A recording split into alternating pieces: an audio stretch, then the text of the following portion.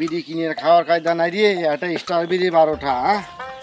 এখন তো বিড়ির যে অবস্থা হয়েছে তো বাগি দরকার, একটা বাগি কনে পাবো আমি? ও চাচা, কি গো বাচ্চা, তোমার অনেক সময় ধরে আমি দেখতেছি এটা বিড়ি নিয়ে এইরম করে বেড়াচ্ছ, কারণটা কি?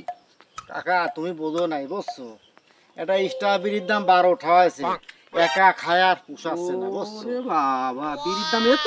হ্যাঁ, এখন হইলে তোমার হয়েছে কি, আমি একটা বাগি খুঁজতেছি, একটা বাগি তুমি জোগাড় করে দিতে পারবা না? আমি তো চাচা বিড়ি খাই না, দেখো সামনে তুমি দেখো চাচা মাছারে পাও নাকি?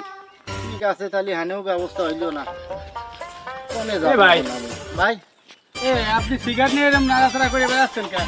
কি সমস্যা? বিড়ির দাম হইলো অনেক বাড়িয়ে গেছে, 12টাটা বিড়ির দাম বুঝছেন।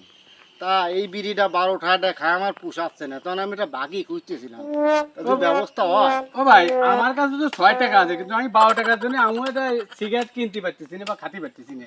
তা আপনি কি আমার একটু বাগে নেবেন, বাগে নেওয়া যাবেন?